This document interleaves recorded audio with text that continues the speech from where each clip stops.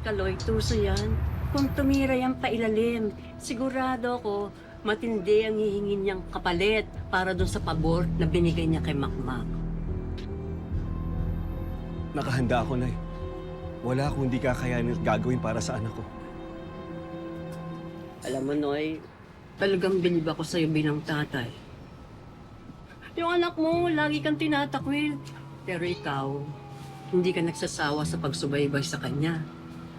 At ayaw mo pang pasabi na kahit na nung bata pa siya, hindi ka pumapalya sa pagbibigay ng sustento para sa kanya. Lumayo ka. Pero hindi nawala yung pagmamahal mo sa kanya. Alam mo, kung ako lang masusunod, lahat to sinabi ko na kay Makmak.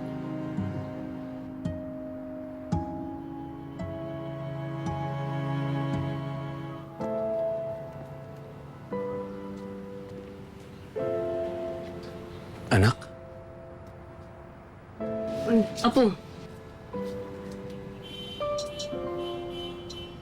Pasensya ka na kanina kung nilapitan kita sa gym, ha? Gusto lang kitang i-congratulate sana, eh. Tay, salamat ho. Salamat. Dahil niligtas niyo ako sa underground boxing. Pakiusap kay Sir Kaloy. Tay, salamat po sa lahat ng ginawa niyo.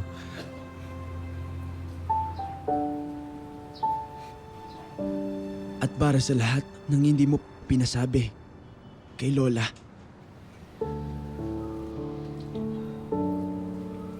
Tay, maraming salamat po. Walang anuman, anak.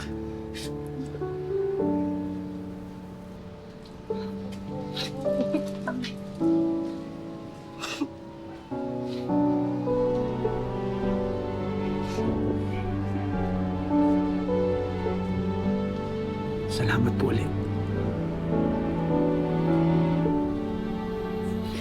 Na, tara na po ako. ingat ka po, ha?